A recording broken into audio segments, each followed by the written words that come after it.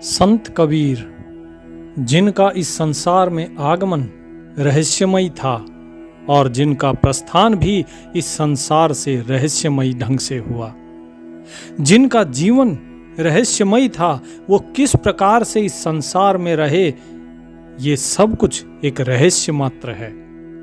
लोग उनकी बातों को समझ नहीं पाते थे। पैदा कहाँ हुए, किस धर्म जाति गोत्र के थे, किसी को नहीं पता। पाला पोसा एक मुस्लिम दंपत्ति ने और गुरु बनाया एक हिंदू को, एक ब्राह्मण को। हालांकि वो अपनी वाणियों में बार बार कहीं पर भी अपने गुरु का नाम नहीं बताते हैं, लेकिन गुरु की महिमा वो अपरंपार बताते हैं। उसके बाद उनके विवाह के संबंध में भी बहुत सी किंवदंतियां हैं। कुछ लोग कहते हैं कि विवाह हुआ, कुछ कहते हैं कि नहीं हुआ।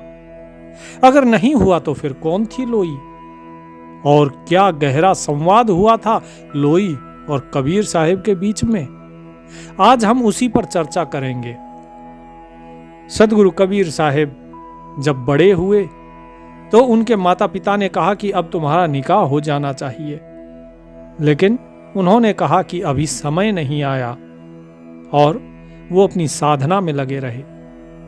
अपने गुरु श्री रामानंद जी से दीक्षा लेने के बाद उसके बाद बहुत से ऐसे संदेह थे रामानंद जी के, जिनका निवारण स्वयं कबीर साहिब ने किया था। तो कबीर साहिब एक दिन ध्यान मग्न बैठे थे। उनको एक अनंत प्रकाश दिखाई दिया, मानो स्वयं परमात्मा उनसे कह रहे हों कि कबीर उठो और वो करो जिसके लिए इस संसार में आए हो। तुम स्वयं सतगुरु हो।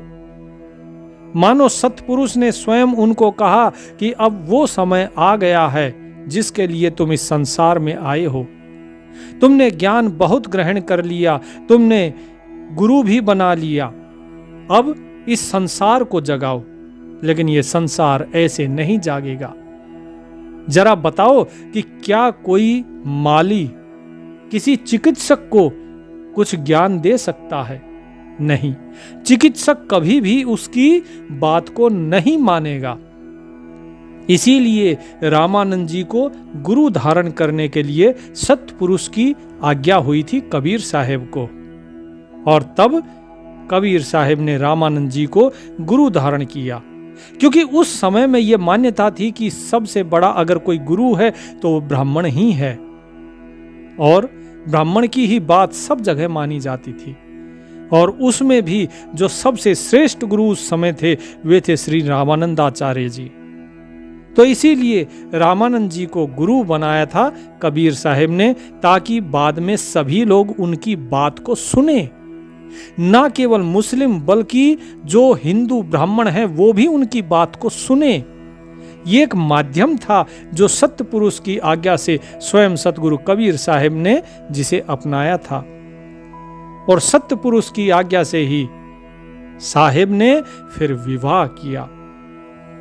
जब मालिक की आज्ञा हुई कि इस संसार को तुम उस मार्ग पर लेकर जाओ जिस मार्ग से इसकी उन्नति हो सके, यदि इस सारे संसार को तुम सन्यास का मार्ग दिखाओगे तो ये संसार तो समाप्त हो जाएगा। जो जीव पहले से ही इस संसार के खेल में अपना भोग रहे हैं, यदि सभी सन्यासी हो जाएंगे तो वो कैसे इस धरा पर आके देह धारण करके अपने कर्मों का कर्मफल भोगेंगे। इसीलिए गृहस्थ का मार्ग अपनाओ, और कबीर साहिब ने गृहस्थ का मार्ग अपनाया। गृहस्थ का मार्ग इसलिए भी अपनाया क्योंकि ये सारा संसार गृहस्थी ही है। वो एक गृहस्थी की बात ही मानेंगे, किसी और की बात वो नहीं मानेंगे। इसीलिए आपने देखा होगा जितने भी सन्यासी हुए, जितने भी ऋषि मुनि हुए, उन सब की बात को नकारते हुए संसार ने केवल और केवल गृहस्थ धर्म ही अपनाया। इसीलिए गृहस्थ धर्म आज सबसे बड़ा है। कबीर साहिब कहते हैं कि सत्य पुरुष ने मुझे बुलाकर कहा, देख जीवन को विकल अति दया पुरुष जनाइया, दया निधि सत्य पुरुष साहिब तबे मोहि बुलाइया।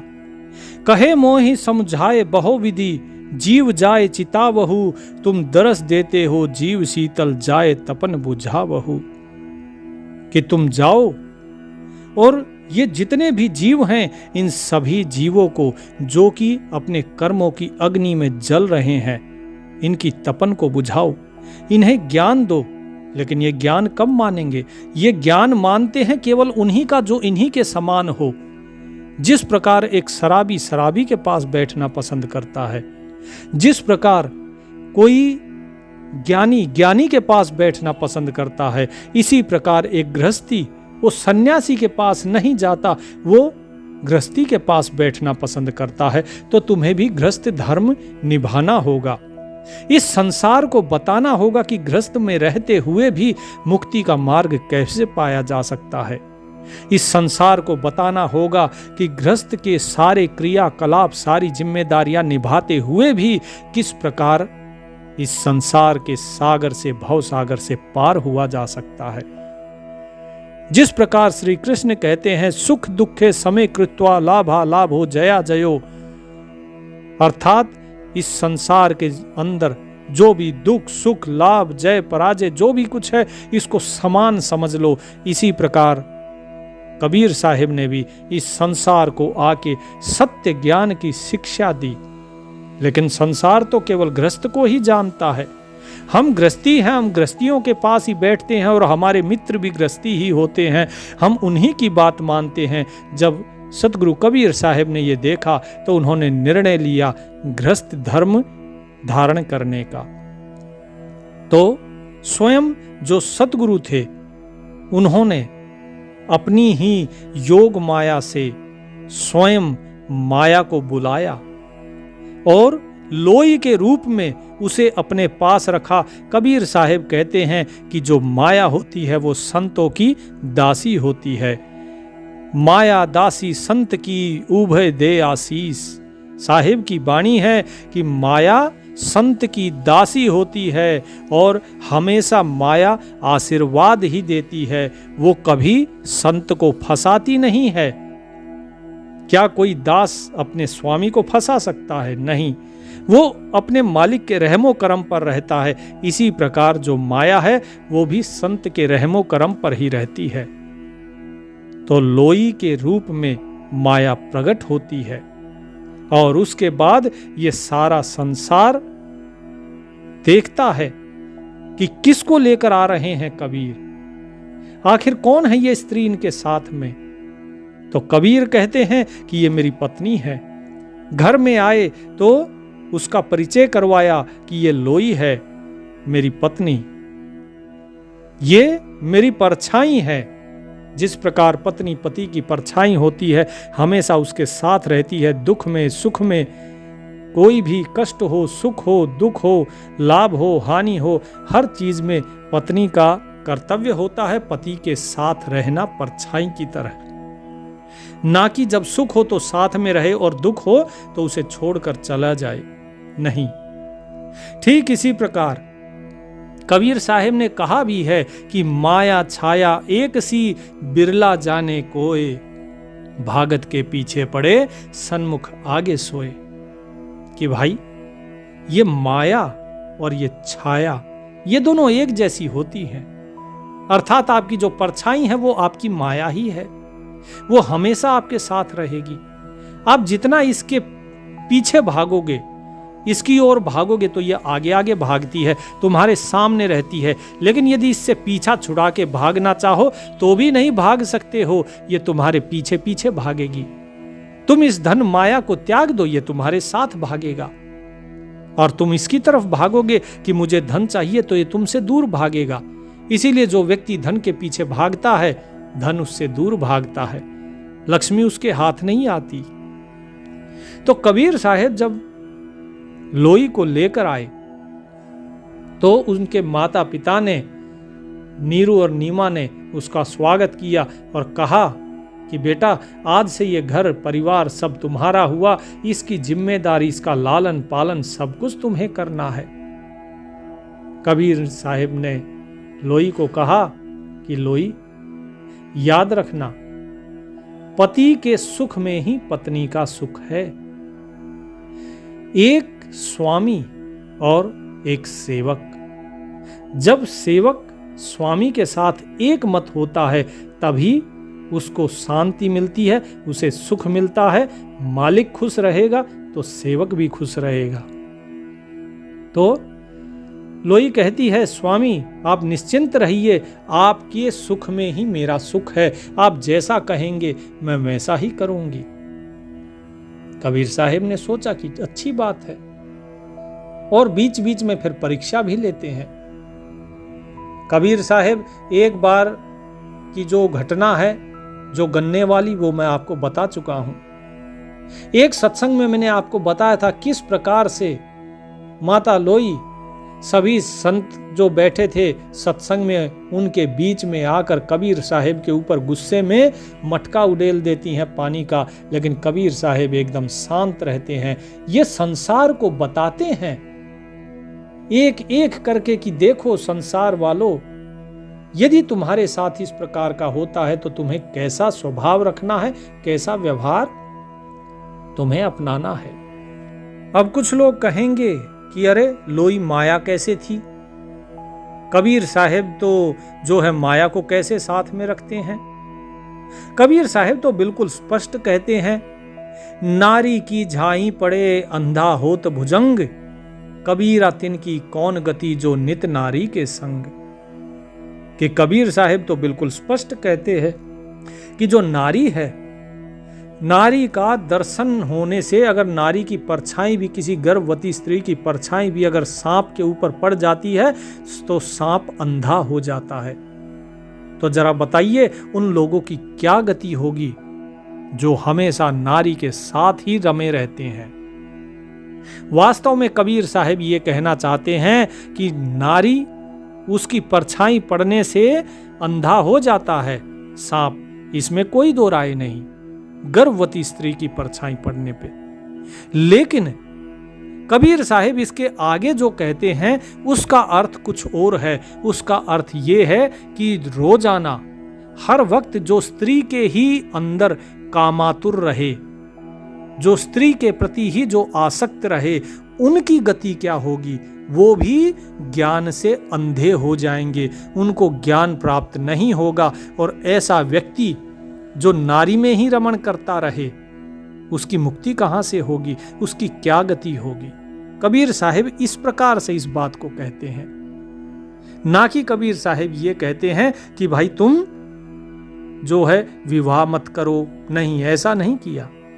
कबीर साहिब ने जो गृहस्थ है, गृहस्थ आश्रम के लिए भी उन्होंने बहुत सी बातें कही हैं। कबीर साहिब ने पतिव्रता के बारे में बात कही है। कबीर साहिब ने कहा है कि नारी नारी में भेद है, एक नारी प्रहलाद की माता है, एक नारी जो है सुनीति जैसी ध्रुव की माता है, तो नारी ये भी है। अब आप बताइए, क्या मीराबाई नारी नहीं थी? क्या माता सबरी नारी नहीं थी? क्या गार्गी, मैत्रेयी ऐसी ब्रह्मवादिनी जो थी, क्या वे नारी नहीं थी? क्या सीता नारी नहीं थी? यदि ये सब नारी थी और ये अगर सम्मानजनक है तो सभी सम्माननीय है। फिर तो कबीर साहिब ऐसी बात नहीं कहते, वो किसी की निंदा नहीं करते, वो समझाना चाहते हैं लोगों को कि हमेशा स्त्री के प्रति आसक्त नहीं रहना चाहिए, क्योंकि नारी माया का रूप है। कबीर साहिब समझाते हैं कि यदि कोई नारी भक्ति में तुम्हारा साथ देती है, यदि कोई तुमसे प्रेम करती है, यदि कोई सत्संग में बैठती है, यदि कोई पतिव्रता है, तो वो नारी सम्माननीय है। ऐसी स्त्री का उद्धार होना पुरुष की बजाय ज्यादा सरल है। पुरुष के उद्धार में बहुत समस्याएं हैं, लेकिन नारी का उद्धार सरल है। कबीर साहिब लोई को समझाते हुए कहते हैं कि पत्नी तभी प्रसन्न रह सकती है जब पति प्रसन्न हो, और पत्नी का प्रेम तभी सच्चा होता है जब वो पति के प्रसन्नता में ही प्रसन्न रहे। कई बार माता लोई ने कबीर साहिब को टोका कि आप करघे पे कम बैठते हैं, जिसके कारण हमारे पास केवल इतना ही भोजन रहता है कि हम स्वयं खाएं, और इसके अलावा हमारे पास भोजन नहीं है, धन नहीं है, आप ज्यादा देर करघे पे बैठिए, चरखा ज्यादा चलाइए, क्योंकि अब केवल आप ही नहीं हैं, मैं ही नहीं हूं, अब हमारे बच्चे भी हैं, एक कमाल कमाली भी हैं। कबीर साहब लेकिन स्पष्ट मना कर देते हैं। वो कहते हैं कि कबीर तो केवल इतना ही जानता है कि साईं इतना दीजिए जामे कुटुंब समाए, मैं भी भूखा ना रहूं साधु ना भूखा जाए। इससे ज्यादा और क्या चाहिए? बाकी जोड़ जोड़ कर खजाने भर कर कोई साथ में तो लेकर नहीं गया, तो इसलिए मैं ये नहीं कर पाऊंगा। इस चीज पर फिर एक दिन बहस होती है, झगड़ा होता है कबीर साहब के साथ, और माता लोई घर छोड़कर निकल जाती हैं बच्चों को साथ लेकर। कबीर साहब ने परमात्मा की आज्ञा मानते हुए उन्हें मुक्त कर दिया कि ठीक है, तुम जाना चाहती हो तो जाओ। लोग अब फिर कहेंगे कि भाई लोई वो माया कैसे थी? यदि वो माया नहीं थी तो मैं जानना चाहता हूं कि कोई लोई के माता पिता के बारे में जानता है क्या? कोई जानता है क्या कि लोई कहां पैदा हुई? कोई जानता है कि लोई की मृत्यु कैसे हुई? जब कबीर साहब इस संसार से गए तो लोई कहां गई? बताइए, कोई नहीं जानता, किसी के पास इन प्रश्नों के उत्तर नहीं है। जब सतगुरु कबीर साहब जैसे रहस्यमयी पुरुष, जिनका अवतरण रहस्यमयी था, जिनका इस संसार से प्रस्थान वो रहस्यमयी था, उनकी पत्नी के बारे में कोई जानेगा नहीं? तो बताइए। तो इसीलिए कहता हूं, माता लोई वे स्वयं माया ही थी, जो कि कबीर साहब ने अपने योग माया से उनको प्रकट किया था। तो जब ये घर छोड़कर चली जाती हैं, पूरे इधर उधर धक्के खाती हैं, और उसके बाद ठोकर खा के इधर उधर देखती हैं कि लोगों की उनके ऊपर कुदृष्टि पड़ती है। ये सारा संसार उन्हें केवल और केवल मलिन दृष्टि से देखता है। ये सारी कबीर साहब की लीला थी, जो कि उन्होंने इस संसार की सभी स्त्रियों को यह समझाने के लिए की थी कि कभी भी अपने अंदर अहम नहीं लाना चाहिए। माता लोई बच्चों को लेकर जगह जगह घूमती हैं। बच्चे भूख से बिलबिलाते हैं क्योंकि खाने के लिए भोजन नहीं था। अंततः जब वो परेशान हो जाती हैं तो एक व्यापारी था जो उनके ऊपर आसक्त था, वो कहता है कि तुम मेरे घर चलो, मुझसे विवाह कर लो, मैं तुम्हारे बच्चों को पालूंगा। लेकिन माता लोई उसे मना कर देती हैं क्योंकि वो केवल उनकी देह पर आसक्त था। ये सारी चीजें कबीर साहब ने जो की, ये सरेआम की ये लीला, ताकि लोग देखें और लोग समझें कि इस संसार में जब पति को त्याग कर कोई स्त्री जाती है तो वो एक कटी पतंग की तरह हो जाती है, जिसे हर कोई लूटना चाहता है। जब ये सारी लीला समाप्त करने की बारी आई तो माता लोई वापस घर लौटती हैं और घर लौट के कबीर साहब से फिर प्रार्थना करती हैं कि उन्हें अपनाया जाए। कबीर साहब उन्हें अपनाते हैं, लेकिन एक शर्त पे कि उन्हें शिक्षा लेनी होगी, उन्हें दीक्षा लेनी होगी। और माता लोई कबीर साहब की पत्नी से उनकी शिष्या बन जाती हैं। वो उनसे नामदान लेती हैं, शिक्षा लेती हैं। कबीर साहब उन्हें हर ज्ञान देते हैं, हर एक शिक्षा देते हैं और उन्हें समझाते हैं कि एक स्त्री को कैसे रहना चाहिए, एक पतिव्रता कैसी होती है, एक सती कैसी होती है। क्योंकि आगे संसार में अब वो लीला करनी थी जिसके लिए इस संसार को एक बड़ा पाठ पढ़ाना जरूरी था। और ऐसे में जब एक संत, एक सतगुरु जब इस संसार को ज्ञान दे रहा है तो उसकी पत्नी ऐसी नहीं होनी चाहिए जो कि उसका मार्ग रोके। सतगुरु कबीर साहब कहते हैं कि नारी तो वो होती है जो अपने पति को सत्य मार्ग पे अग्रसर करे, उसका सहारा बने, उसको उसका साथ दे, उसका हौसला बढ़ाए। तो एक दिन माता लोई पूछती हैं कि स्वामी बताइए कि एक स्त्री का उद्धार कैसे होगा। कबीर साहब कहते हैं कि एक पत्नी का उद्धार तभी होता है जब वो पति को ही परमेश्वर मान लेती है। ये पति केवल ये देह, ये शरीर नहीं है, बल्कि वो है जो इस शरीर के अंदर बोल रहा है। और रही बात कि उद्धार की, तो जिस प्रकार एक भक्त वो अपने भगवान के प्रति समर्पित होता है, ऐसे ही जब पत्नी पति के प्रति समर्पित हो जाती है तो उसका उद्धार हो जाता है। और उस समर्पण को कैसे दर्शाया जाए? तो कबीर साहिब कहते हैं कि सेवक स्वामी एक मत, जो मत में मत मिल जाए, चतुराई रीझे नहीं, रीझे मन के भाई।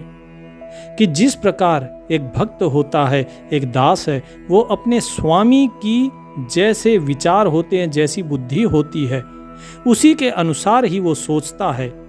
उसका स्वामी जिस प्रकार से खुश रहे, उसके विचार भी वैसे ही रहते हैं। वो चतुराई नहीं करता, क्योंकि मालिक उसकी चतुराई से नहीं रीझेगा, वो चतुराई से प्रसन्न नहीं होगा, बल्कि वो तभी प्रसन्न होगा जब उसकी हाँ में हाँ रहे। जिस प्रकार से वो चाहे वैसा ही कर्म जब सेवक करता है, तभी स्वामी खुश होता है, सुखी होता है। ठीक इसी प्रकार पति जिस प्रकार से प्रसन्न चित्त रहे, उसी प्रकार का ही आचरण पत्नी को करना चाहिए। लेकिन जब सेवक के अंदर अहंकार हो, तो उसका मत, उसके जो विचार हैं, वो अपने स्वामी के साथ एक नहीं हो सकते।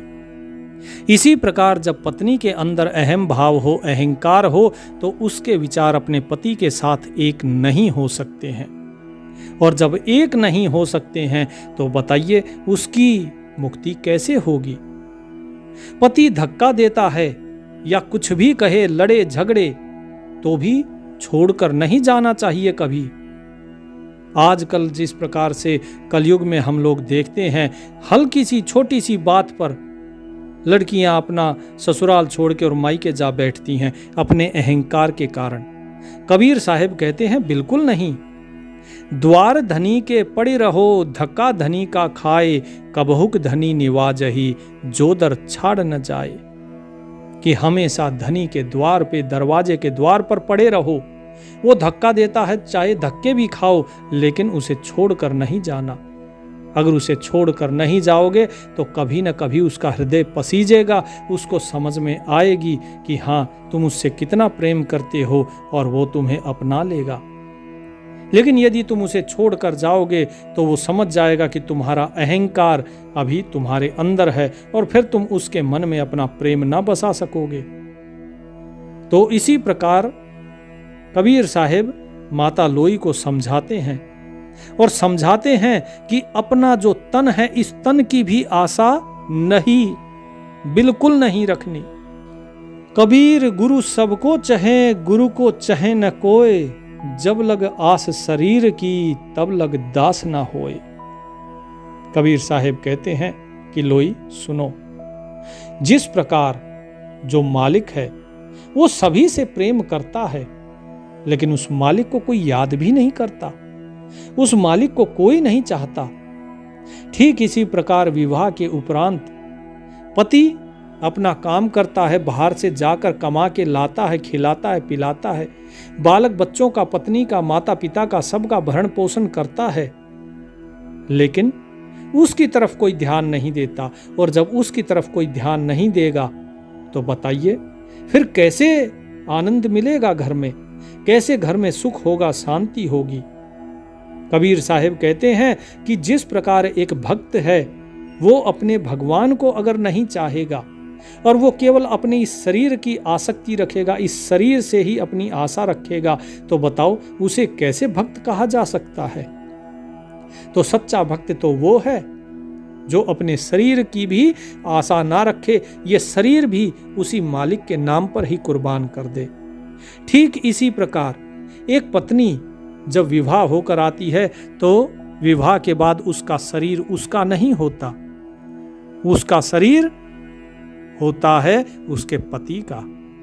फिर उसकी लाज, शर्म, इज्जत, बेइज्जती सब कुछ उस पति की हो जाती है। यदि किसी की पत्नी की बेइज्जती होती है तो कोई ये नहीं कहेगा कि इसकी बेइज्जती हो रही है, इस स्त्री की बेइज्जती, बोलेंगे नहीं, ये उसकी पत्नी है, फलाने की पत्नी की बेइज्जती हो रही है। ठीक इसी प्रकार तुम अपने शरीर की आशा मत रखो, तुम्हें सब कुछ अपने पति को समर्पित करना है, तभी तुम अपने पति के साथ एक हो पाओगी। लेकिन यदि तुमने अपने शरीर की आस रखी तो तुम पति की कैसे हुई? तुम्हारा तो अपना एक अलग अस्तित्व तुमने बना लिया। तो कबीर साहिब की ये बातें सुनकर माता लोई को समझ में आता है कि किस प्रकार से सेवा करनी है, किस प्रकार से भक्ति होती है, किस प्रकार से बंधन होता है और किस प्रकार से मुक्ति होती है।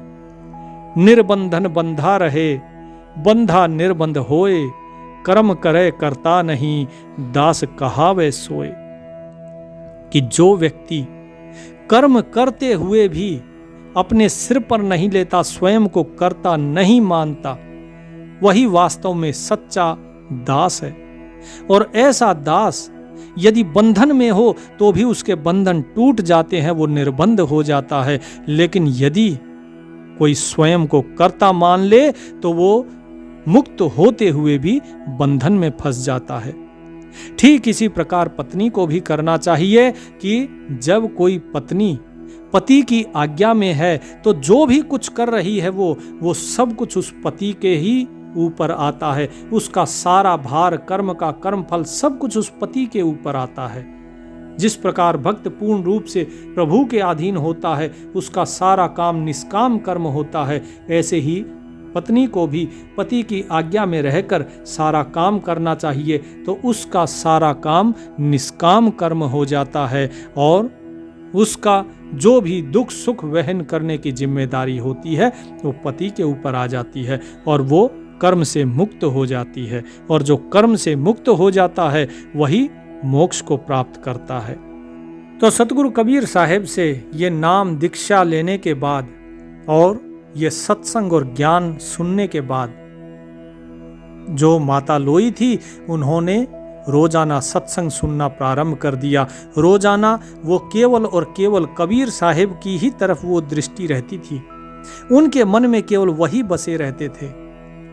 वो एक सच्ची पतिव्रता और सच्ची सती थी।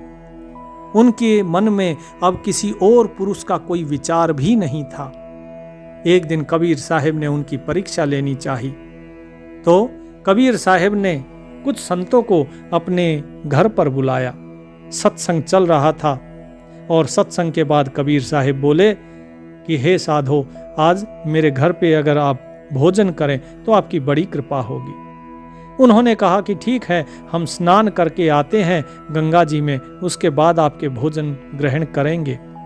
कबीर साहिब ने माता लोई को कहा कि लोई देखो, 5-6 संत आए हैं, इनको भोजन कराना है। माता ने कहा कि घर में तो कुछ भी नहीं है, भोजन कहां से कराऊंगी। कबीर साहिब ने कहा कि ये तो तुम्हें करना है, घर का प्रबंधन ये सब तो तुम्हारा विभाग है, इसे तो तुम्हें निभाना ही है। घर में कुछ क्यों होगा, दुकान से जाकर ले आओ। माता लोई ने कहा कि बाहर भी कोई उधार नहीं देता है। कबीर साहिब ने कहा कि देगा, कोई ना कोई जरूर देगा, जाओ उधार लेकर आओ, जैसे भी हो लेकर आ जाओ। तो माता लोई जाती हैं। बारिश का समय था, बिजली कड़क रही थी। रात के अंधेरे में जब जाती हैं, सभी जगह में पूछती हैं, लेकिन सब ने देने से मना कर दिया। तो एक व्यापारी, वही व्यापारी जिसकी बुरी दृष्टि थी माता लोई के ऊपर, वो कहता है कि ठीक है, मैं तुम्हें अनाज दे दूंगा, जितना चाहिए तुम्हें ले जाओ, लेकिन तुम्हें आज रात को यहां पर मेरे पास आना होगा। माता लोई को कबीर साहिब के वचन याद आते हैं कि कुछ भी करके भोजन ले आओ। तो वो हाँ भर के, हामी भरने के बाद और जितना अनाज चाहिए था उतना लेकर आ जाती हैं। और जब सारे संत भोजन करके चले जाते हैं तो वो कबीर साहिब को बताती हैं कि दुकानदार ने ऐसे ही नहीं दिया, उस व्यापारी ने शर्त रखी है कि आज रात को मुझे वहां जाना होगा। तो कबीर साहिब बोले कि फिर इसमें रोने वाली क्या बात है, तुम रो क्यों रही हो, तुम्हारा भरण पोषण सारी जिम्मेदारी मेरी है। यदि तुमने मेरे वचन पे अगर विश्वास करके ये अनाज लेकर आई हो तो फिर इस वचन को तुम पूरा भी करो, तुम्हें जाना चाहिए। इस चीज पर आश्चर्यचकित हो जाती है माता लोई कि किस प्रकार कोई अपनी पत्नी को दूसरे के पास भेज सकता है।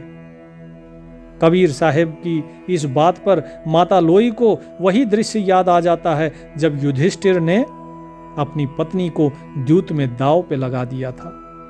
वो कहती हैं कि ये आप कैसी बात कर रहे हैं, क्या आप युधिष्ठिर की तरह मुझे भी दांव पर लगा रहे हैं? कबीर साहब ने कहा कि वो उनका मनोरंजन था, लेकिन यहां पर संतों की सेवा कर रहे हैं। इन संतों की सेवा के लिए, परोपकार के लिए राजा शिवी ने अपनी जांग का मांस, अपने पैर का मांस निकालकर और एक गिद्ध को, एक बाज को खिला दिया था। इस परोपकार के लिए लोगों ने देखिए अपने सारे प्राण गंवा दिए। इस परोपकार के लिए ऋषि दधीची ने अपनी हड्डियों का अस्त्र बना के इंद्र को दिया ताकि असुरों का संहार हो सके। यह शरीर तो नश्वर है, क्या तुम इस शरीर से प्रेम कर रही हो? तो माता लोई ने कहा, नहीं, मुझे तो बस तनिक आश्चर्य हुआ था। कबीर साहब ने कहा, आश्चर्य किस बात का? तो माता लोई को याद आया कि मुझे आश्चर्य नहीं, कोई शंका भी नहीं करनी है, क्योंकि कबीर कोई साधारण पुरुष नहीं है। और वो उनके साथ जाने को तैयार हो जाती है और कबीर साहब उन्हें नहला धुलाकर और तैयार करके और छाता लेकर जाते हैं। बाहर बारिश हो रही थी और जब माता लोई वहां पर पहुंचती हैं, कबीर साहब उनको दरवाजे पे खड़ा करके और बाहर आकर खड़े हो जाते हैं। वो गौशाला में बैठ जाते हैं और जब कुंडी खुड़काती है माता लोई, अंदर से व्यापारी निकलता है। वो देखकर बड़ा प्रसन्न होता है, लेकिन तभी वो हैरान भी होता है ये देखकर कि बाहर इतनी मूसलाधार बारिश और लोई का वस्त्र भीगा तक नहीं। तो उसने पूछा कि तुम्हारा वस्त्र इस पर एक बूंद भी नहीं। तो उन्होंने कहा कि मेरे पति स्वयं आए हैं मुझे छोड़ने के लिए। तो जब व्यापारी ने यह देखा कि एक पति अपनी पत्नी को स्वयं छोड़ने आया है तो उसे आश्चर्य हुआ। उसने बाहर निकलकर देखा तो गौशाला में बैठे हुए थे कबीर साहब, लेकिन उन्हें कबीर नहीं दिखाई दे रहे थे, उन्हें श्री राम बैठे दिखाई दे रहे थे। अब उसकी आंखें चुंधिया गई, उसको और कुछ नहीं दिखाई दे रहा था। अब माता लोई के अंदर उन्हें सीता दिखाई देनी शुरू हो गई। तो उन्होंने अपनी गाल पीट लिए, उन्होंने अपनी नाक रगड़ी कि मुझसे पाप हुआ है, मुझे क्षमा करो। कबीर साहब ने कहा कि अपने मन का भाव बदल लो, तुम व्यापार करो। बोले नहीं, मैं व्यापार नहीं करूंगा, मैं सब कुछ त्याग दूंगा, मैंने इतना बड़ा पाप किया है। ऐसे क्रूर पाप की तो भयंकर सजा होती है। मैंने श्री राम सीता जी को ऐसे तुच्छ दृष्टि से देखा। कबीर साहब ने कहा, यही तो मानव का पतन का कारण है कि वो ये समझ ही नहीं पाता है कि उसे किस भाव के साथ व्यापार करना चाहिए, किस भाव के साथ व्यवहार करना चाहिए। तुम अपना व्यापार मत छोड़ो, केवल अपना व्यवहार बदल लो, इसी में ही तुम्हारी मुक्ति हो जाएगी। और वही व्यापारी बाद में कबीर साहब का शिष्य बनता है। लेकिन जब वो श्री राम करके और चरण छू रहा था कबीर साहब के, तो माता लोई ने देखा वो कबीर साहब में उसको श्री राम दिखाई दे रहे हैं। तो माता लोई ने हाथ जोड़कर स्वयं उनके चरण छुए कि ये कोई साधारण मानव नहीं है, ये मैं पहले से जानती थी, लेकिन श्री राम का दर्शन इसको कबीर साहब के अंदर हो गया और मुझे नहीं हुआ। इसका मतलब मेरे मन में कहीं ना कहीं कुछ शंका है, कहीं ना कहीं मेरे अंदर कुछ दोष है। वो वापस आई और वापस आने के बाद रात भर सो न सकी। कबीर साहब सुबह उठकर ध्यान में बैठते हैं, राम नाम का सुमिरन करते हैं और उसके बाद जब अंदर आते हैं तो देखते हैं कि माता लोई की आंखों से अभी भी आंसू आ रहे थे। वो पूछते हैं रोने का कारण क्या है?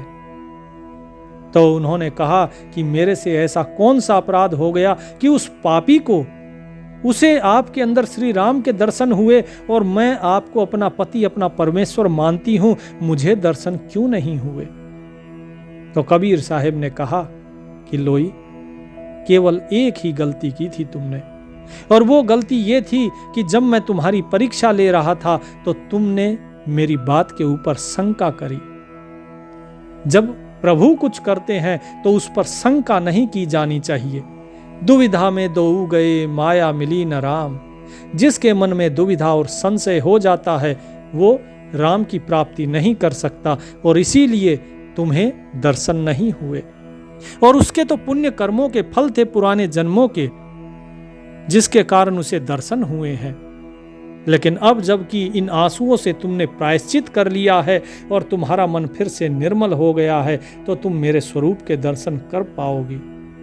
और तब माता लोई ने कबीर साहिब के उस शाश्वत रूप के दर्शन किए और फिर उनके साथ इस संसार से लीला समाप्त करने से पहले कबीर साहिब के साथ ही एक हो गई। कबीर साहिब जब इस संसार से प्रस्थान किए, उसके बाद माता लोई यहां पर नहीं थी। वो प्रस्थान करने से पहले ही कबीर साहिब के अंदर समा चुकी थी, क्योंकि उन्होंने स्वयं ही अपनी योग माया से उन्हें प्रकट किया था।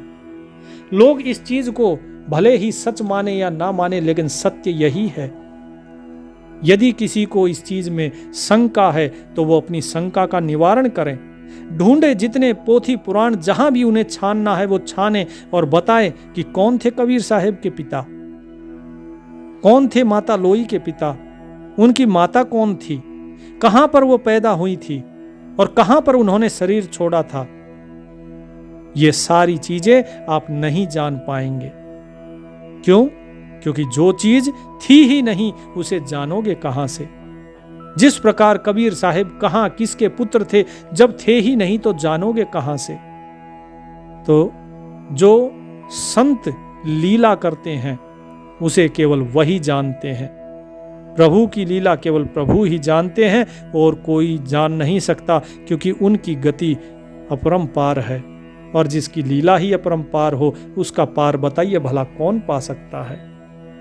तो इस संसार में लोगों को गृहस्थ में कैसे रहना है, एक पत्नी की मुक्ति किस प्रकार पति के साथ होती है, ये सारी चीजें संत कबीर और लोई के इस संवाद में पता लगती हैं। हालांकि और भी ज्ञान संवाद हुए थे कबीर साहिब और लोई के बीच में। ऐसा नहीं है कि केवल कुछ पंक्तियां उनको बता दी और माता लोई को ये विश्वास हो गया कि हाँ यही सतगुरु हैं, यही वास्तव में सतपुरुष की कला है। और भी बहुत से संवाद हुए थे जो समय समय पर आगे हम आपको बताते रहेंगे।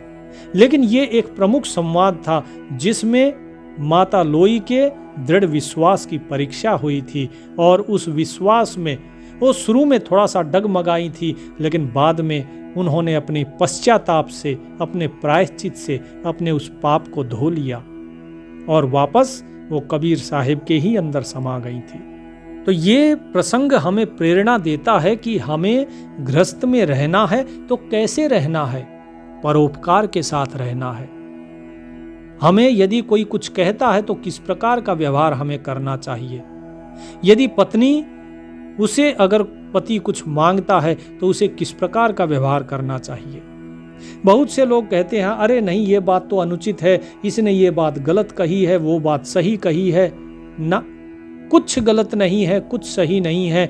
जब आप प्रभु के अधीन हो जाते हैं तो प्रभु जो करते हैं तो उसमें क्या कहते हैं हम लोग, अरे भाई तुम्हारे साथ बुरा हुआ। एक बार अतीत में जाकर देखिए तो पता लगेगा कि जो चीज आपके साथ अतीत में बुरी हुई वही आपके आज जो अच्छा हो रहा है उसका आधार बनी है। यानी कि ये जरूरी नहीं होता जो चीज आज हमें बुरी दिखाई देती है वो भविष्य के लिए अच्छी साबित ना हो, और ये जरूरी नहीं है कि जो आज अच्छा लग रहा है वो वास्तव में अच्छा हो। तो प्रभु जो करते हैं उस पर कभी विश्वास रखो, उस पर कभी अविश्वास नहीं होना चाहिए, शंका नहीं होनी चाहिए। इसी प्रकार पति जब कुछ कहता है पत्नी को तो उस पे जो पत्नी विश्वास करती है, जो उसकी बात को मानती है, वही वास्तव में सच्ची पतिव्रता है। जो अपनी बुद्धि ना लगाए, तर्क ना लगाए। जो पति के सम्मुख पति के प्रति समर्पित हो गई, फिर बुद्धि और तर्क की कोई जगह बचती ही नहीं है। जिस प्रकार वो परमात्मा मन बुद्धि इंद्रिय इन सब से परे है, इसी प्रकार जो प्रेम है वो प्रेम मन बुद्धि इंद्रिय इन सब से परे होता है। वो एक शुद्ध भावना होती है। जब कोई अपने आप को समर्पित कर देता है तो फिर सब कुछ सामने वाले का हो जाता है। और फिर भी यदि आप कहते हैं मैं, तो फिर आपने समर्पित कहाँ हुए? आपने कौन सा समर्पण किया? क्योंकि मैं तो आपके अंदर ही रह गई। और जब तक मैं है तब तक समर्पण नहीं है, और जब तक समर्पण नहीं है तब तक मुक्ति नहीं है, दीदार नहीं होगा मालिक का, एक नहीं हो पाओगे उससे। इसीलिए तो कबीर साहिब ने कहा, जब मैं था तब हरि नहीं, अब हरि है मैं नाही, प्रेम गली अति साकरी, तामे दो न समाही। कि जब तक व्यक्ति के अंदर मैं होती है, भक्त के अंदर कि मैं हूं, मैं भी कुछ हूं, तब तक वो प्रभु के साथ एक नहीं हो सकता। और जब वो प्रभु के साथ एक हो जाता है तब तक उसकी मैं खत्म हो चुकी होती है। जब उसके अंदर मैं नहीं सिर्फ तू रह जाता है, तभी वो प्रभु के साथ एक होता है। इसी प्रकार जो पतिव्रता स्त्री होती है, जब उसके अंदर मैं नहीं सिर्फ तू रह जाता है, तभी वो वास्तव में पार होती है, तभी वो वास्तव में पतिव्रता होती है, तभी उसका वास्तव में कल्याण होता है। लेकिन ये कलयुग है, इस कलयुग में पतिव्रता कोई मुश्किल से ही मिलती है। अगर पतिव्रता के मुख के दर्शन भी हो जाएं तो भी समझो कि आपने तीर्थ कर लिया। पतिव्रता के अगर दर्शन हो जाएं तो समझ लो कि आप मुक्ति के अधिकारी हो गए। इतना महत्व बताया गया है एक पतिव्रता का, एक सती सावित्री का। और कलयुग है, कलयुग में तो ये होना बहुत ही दुर्लभ है। ऐसी मुश्किल से ही कोई इक्का दुक्का इस संसार में मिलेगी, जिस प्रकार एक सच्चा भक्त इस संसार में मिलना दुर्लभ है।